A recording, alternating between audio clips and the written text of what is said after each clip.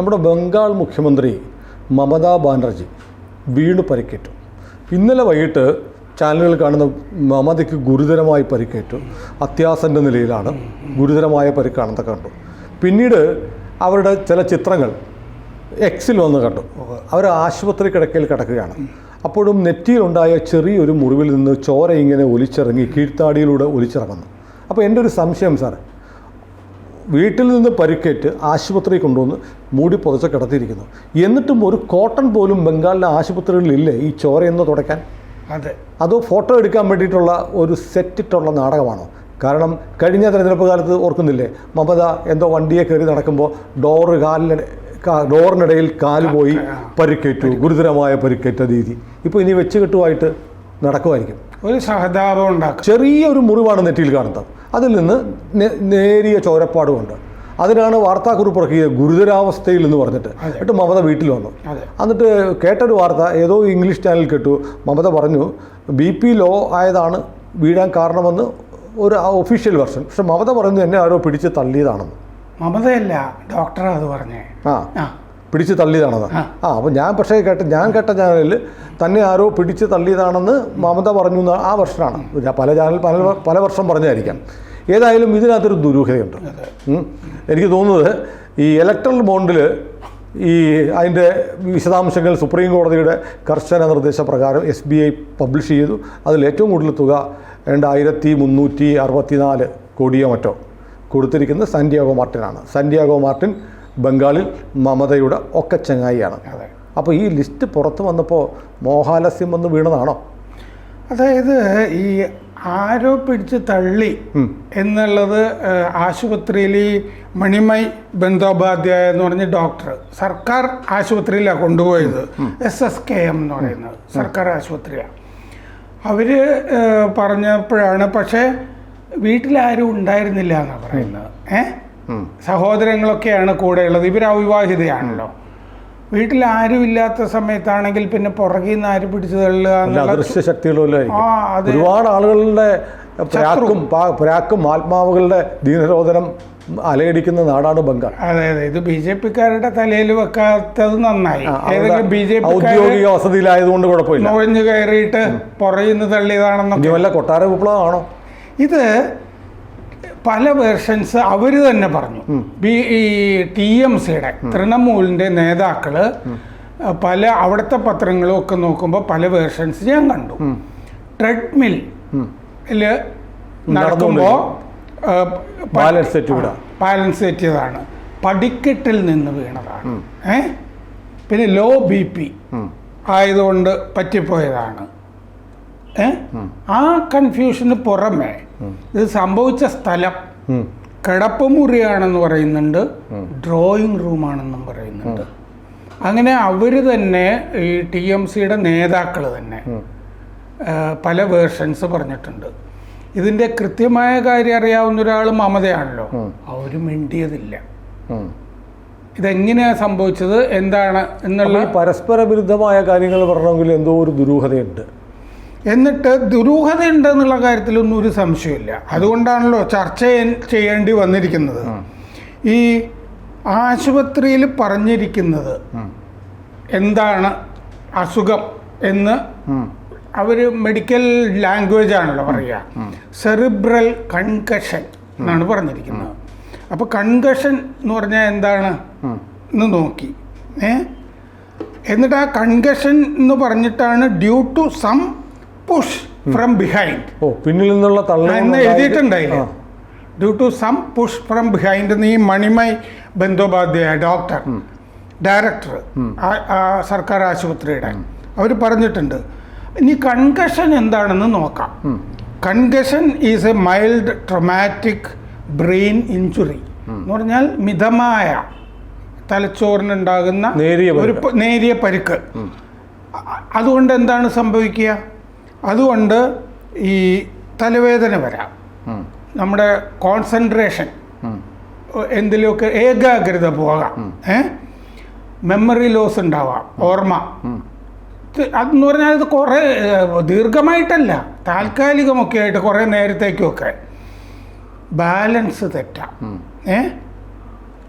ഉറക്കം നഷ്ടപ്പെടാം. പിന്നെ ചെവിയിൽ ശബ്ദം ഇങ്ങനെ മുഴങ്ങിക്കൊണ്ടിരിക്കും. പിന്നെ ഓക്കാനം വരാം, ഛർദി ഉണ്ടാവാം, ക്ഷീണമുണ്ടാകാം, കാഴ്ച മങ്ങലുണ്ടാവാം. പക്ഷേ ഈ മമതാ ബാനർജി അങ്ങനെ ഉറങ്ങുന്ന ആളാണെന്ന് മുമ്പൊരിക്കൽ കണ്ടപ്പോൾ എനിക്ക് തോന്നിയിരുന്നില്ല. എൻ്റെ കൂടെ വന്നിരുന്ന തപസ് ഗാംഗുലി എന്ന് പറഞ്ഞ ബംഗാളി പത്രപ്രവർത്തകൻ പറയുകയും ചെയ്തു അവരങ്ങനെ ഉറങ്ങാറൊന്നുമില്ല എന്ന്. പണ്ടും അവരത്ര നോർമലായിരുന്നു എന്ന് തോന്നുന്നില്ല. അവരുടെ ശരീരഭാഷ കണ്ടാൽ തന്നെ ഒരു അസ്വാഭാവികതയുണ്ട്. പെരുമാറ്റത്തിലും സംസാരത്തിലൊക്കെ സമരകാലത്ത് കണ്ടില്ലേ വരിക നടക്കുന്ന പോലെ അങ്ങനെ നടക്കുന്നതും. നേരിട്ട് കണ്ടപ്പോഴും എനിക്ക് അങ്ങനെ ഒരു തോന്നലാണ് ഉണ്ടായത്. അത്ര നോർമലായ ഒരു പേഴ്സണാലിറ്റി ആണെന്ന് തോന്നിയിരുന്നില്ല. ഇനി ആ പരിക്കിനെ പറ്റി sharp cut over forehead and nose, മൂക്കിൻ്റെയും നെറ്റിയുടെയും മുകളിൽ പരുക്കുണ്ട്. അത് അവിടുന്ന് ചോര വാർന്ന് വരുന്നുണ്ടായിരുന്നു. ഇവർക്ക് പരിക്ക് പറ്റിയത് ഈ ഡ്രോയിങ് റൂം എന്നൊക്കെ TMC-ക്കാർ പറഞ്ഞല്ലോ, അല്ലെങ്കിൽ ബെഡ്റൂമിലാണെന്ന്. പക്ഷേ അതിൽ മുഴുവൻ പറഞ്ഞിരിക്കുന്ന വിസിനിറ്റി ഓഫ് ഹെർ ഹോം എന്നാണ് പറഞ്ഞിരിക്കുന്നത്. വീടിൻ്റെ പരിസരം എന്നേ പറഞ്ഞിട്ട്. അല്ല, കടപ്പൂറിയൊക്കെ വീടിൻ്റെ പരിസരമായിട്ട് കൂട്ടാം. വീടിൻ്റെ ഏത് ഭാഗവും കൂട്ടാം. ഇനി ഇവരുടെ വീട് സൗത്ത് കൽക്കട്ടയിലാണ്. അവർ ഒരു പരിപാടിക്ക് ശേഷം ബാലിഗഞ്ചിലെ ഒരു പരിപാടിക്ക് ശേഷം ആണ് തിരിച്ചു വന്നത്. ആശുപത്രിയിലെത്തുന്നത് രാത്രി 7:30, വൈകിട്ട് 7:30. ഇവരുടെ വീട് ഹർഷ് ചാറ്റർജി റോഡിലാണ്, സൗത്ത് കൽക്കട്ട. അവർ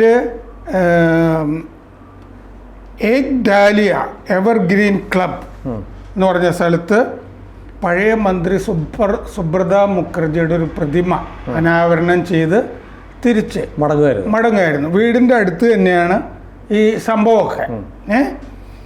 എന്നിട്ട് അവിടെ ഇത് പറയുന്ന ഒരു TMC വൈസ് പ്രസിഡന്റ് ആണ് ഇവർ ഡ്രോയിങ് റൂമിൽ നടക്കുകയായിരുന്നു എന്ന് പറഞ്ഞിരിക്കുന്നത്. എന്നിട്ട് അവരുടെ തല ഒരു ഗ്ലാസ് ഷോക്കേസിൽ ഇടിച്ചു എന്നാണ് ആ വേർഷൻ. സ്ലിപ്പ് ചെയ്തിട്ട് നടക്കുമ്പോൾ വഴുതിയിട്ട് ഒരു ഗ്ലാസ് ഷോക്കേസിൽ മുറിവിന്റെ ചിത്രം കണ്ട ഏതാണ്ട് അങ്ങനെ തോന്നും. എവിടെയോ ഇടിച്ചു ഇങ്ങനെ ഫോർഹെഡില് തിരുനെറ്റിയിൽ ഒരു മുറിവാണ്. അതെ, അതിൽ നിങ്ങൾ ബ്ലീഡ് ചെയ്യുന്നു. അതെ, ചെറിയ ചാല് പോലെ ഒഴുകിയ രക്തം ചുണ്ടിന് താഴെ കൂടെ താടിയിലൂടെ ഒഴുകി പോകുന്ന ചിത്രമാണ്. അതെ, നമ്മൾ നോക്കുമ്പോൾ എന്താന്ന് വെച്ചാൽ ഈ അഭിഷേക് ബാനർജിയാണ് ആശുപത്രിയിൽ കൊണ്ടുപോയിരിക്കുന്നത്. ഇതിപ്പോൾ സുനിലായാലും ഞാനാണെങ്കിലും ആ ചോര വെച്ച് കട്ടുകയോ അല്ല, ഞാൻ കണ്ട ചിത്രം വീട്ടിലല്ല, ആശുപത്രിയിലൊക്കെ കിടക്കുന്ന ആ കിടക്കയിൽ ഒരു ഷീറ്റ് കൊണ്ട് അവരെ കഴുത്തിന് താഴെ അവരെ പുതപ്പിച്ചിട്ടുണ്ട്. ഈ ചോര ഒഴുകുന്നു. അതാണ് ഈ സഹതാപം ഉണ്ടാക്കാനുള്ള സംഭവം. അപ്പോൾ ഗുരുതരമായ പരിക്കാണോ അതോ ഇനി അവർക്ക് ബോധമില്ലാതെ പോയപ്പോഴത്തേക്ക് ഇനി എന്തെങ്കിലും ഗുരുതരമായ അവസ്ഥ നിർഭാഗ്യകരമായ എന്തെങ്കിലും സംഭവിച്ചെന്ന് കരുതി ആരും തുടക്കാഞ്ഞതാണോ? വളരെ ഗുരുതരമാണെങ്കിൽ അവർ ഉടനെ ഡിസ്ചാർജ് ചെയ്യില്ല. അവരോട് രാത്രി തന്നെ അവർ വീട്ടിൽ പോകണമെന്ന് പറഞ്ഞു. അതെ. അപ്പോൾ ഇത് വേറെ എന്തൊക്കെയോ ഉണ്ട്, നമ്മൾ ഈ പറയുന്ന പോലെ എന്തൊക്കെയോ കേസ് വരുന്നതിൻ്റെ ഒരു മണം ഒക്കെ വന്നിട്ട് വളരെ ഷോക്ക്ഡായി കാണും. അതൊക്കെ ഇനി അറിയണം. ഇത് പക്ഷേ ഈ കൺകഷൻ എന്ന് പറഞ്ഞ വാക്ക് ഞാൻ പറഞ്ഞില്ലേ, അത് ഇതിനു മുമ്പ് വന്നിട്ടുണ്ട് ഇവരുടെ ജീവിതത്തിൽ. ഇത് 2ാം തവണയാണ്. അതായത് ഈ 2024 ജനുവരിയിൽ, ഈ വർഷം തന്നെ ഒരു കാർ ആക്സിഡന്റ് 2 മാസം മുമ്പ് നമ്മുടെ കിഴക്കൻ ബർദ്വാനിലൊരു കാർ ആക്സിഡന്റ് ഉണ്ടായി. ബർദ്വാനിലൊരു പരിപാടിക്ക് ശേഷം കൽക്കട്ടയ്ക്ക് മടങ്ങുമ്പോൾ ഇവരുടെ വേർഷൻ, മമതയുടെ 200 കിലോമീറ്റർ സ്പീഡിൽ പോകുന്ന ഒരു കാറ് ആയിട്ട് ഒരു പ്രശ്നം വന്നു. ഇവരെ വെട്ടിച്ചിട്ടൊക്കെ പോകുന്ന ഒരു കാറ്, മുഖ്യമന്ത്രിയെ വെട്ടിച്ചിട്ട്, അതും 200 കിലോമീറ്റർ സ്പീഡിൽ. വിശ്വസനീയമല്ലാത്ത കാര്യമാണ്. അപ്പൊ ഡ്രൈവർ ബ്രേക്ക് ചെയ്തു മമതയുടെ. ഉടനെ തല ഡാഷ് ബോർഡിൽ ചെന്നിടിച്ചു. അപ്പോഴൊരു തല ഇടിക്കുന്ന കഥയാണ് അതിൻ്റെ അകത്ത് വരുന്നത്. എന്നിട്ട് അന്ന് ആശുപത്രിയിൽ പ്രവേശിക്കുമ്പോഴും കൺകഷൻ എന്ന് പറഞ്ഞ വാക്ക് വരുന്നുണ്ട്, ഈ ബ്രെയിനിനുള്ള ചെറിയ പരിക്ക്. അപ്പം അങ്ങനെ ഒരു പരിക്ക് ഉണ്ടായതിൻ്റെ ഒരു തുടർച്ച. അല്ല സാർ, ഇതിനകത്തൊരു സംശയം ഞാൻ പറയട്ടെ. അതായത് മമത ഉപയോഗിക്കുന്ന കാർ ഏതാണെന്ന് എനിക്കറിയില്ല. ഇന്ത്യൻ മേക്ക് ആയിരിക്കും, ഇന്നോവയോ വല്ലോ ആയിരിക്കും. അത് 200 കിലോമീറ്റർ സ്പീഡിൽ പോകാൻ കഴിയില്ല. അതിന് പറ്റില്ല. മറ്റേ വണ്ടി ഏത് ഇവർക്ക് കുറുകയോ ഒക്കെ വന്ന മറ്റേ വണ്ടിയെ പറ്റിയാണ് 200 കിലോമീറ്റർ സ്പീഡ് 200 ആണെന്ന് ഈ വണ്ടിയിൽ നിന്ന് എങ്ങനെ അറിയും? അതെങ്ങനെ അറിയാനാണ്? വലിയ സ്പീഡ് എന്നൊക്കെ പറയാൻ. അതെ അതെ, മറ്റേ ഗോപിയുടെ കൊടിയേറ്റത്തിൽ എന്തൊരു സ്പീഡ് എന്ന് പറഞ്ഞ പോലെ എന്ന് പറയാം. ഇനി മമതയുടെ വണ്ടിക്ക് 200, ഇനി വല്ല ഓഡി പോലെയോ അല്ലെങ്കിൽ ബെൻസ് പോലെയുള്ള വണ്ടികളാണെന്ന് 200 കിലോമീറ്റർ സ്പീഡിൽ പോകുന്നു. പക്ഷെ അതിന് പൈലറ്റ് പോകുന്ന പോലീസ് വണ്ടികളുണ്ടായിരിക്കും. ഞാൻ ആലോചിച്ചു, വലിയ കോൺവോയ് അല്ലേ അത്? അത് തീർച്ചയായിട്ടും സാധാരണ ഇന്ത്യൻ ജീപ്പുകളായിരിക്കും. അതിന് 200 കിലോമീറ്റർ 150 കിലോമീറ്റർ സ്പീഡിൽ ഓടാൻ കഴിയില്ല, തവിടുകൂടിയായി പോകും. അതെ, അങ്ങനെ ഒരു കോൺവോയ് ആവുമ്പോൾ വേറൊരു കാറിന് ഇതിൻ്റെ അകത്തേക്ക് കയറാൻ കഴിയില്ല, അസാധ്യമാണ്. ഈ രണ്ട് സംഭവങ്ങളിലും വലിയ ദുരൂഹതകളുണ്ട്. അപ്പോൾ മമതയെ ഇല്ലാതാക്കാൻ ആരോ ശ്രമിക്കുന്നുണ്ടോ? വീട്ടിൽ തന്നെ കൊട്ടാര വിപ്ലവങ്ങൾ നമ്മൾ കേൾക്കാറുണ്ട്. ഒരു കൊട്ടാര വിപ്ലവത്തിന്റെ ഗന്ധം ഇല്ലേ എന്നൊരു കാരണം അനന്തരവൻ അഭിഷേക് ബാനർജി ആയിരിക്കും പിന്തുടർച്ച എന്ന് ഏകദേശം ഒരു ധാരണയൊക്കെ ഉണ്ട്. ഒരു പക്ഷേ കസേരമോഹികളായ സഹോദരൻ കാർത്തിക് ബാനർജി ആണ് ഒരു വേർഷൻ. ഈ നെറ്റിയിൽ നിന്ന് ചോര വന്നു, സ്റ്റിച്ചുകളുണ്ട് എന്നൊക്കെ പറഞ്ഞിട്ട് കാരണം അയാൾ പറഞ്ഞില്ല. അപ്പൊ ഒരു സഹോദരനും ഉണ്ട് ഈ കഥയില്, അനന്തരവൻ അഭിഷേകവും ഉണ്ട്.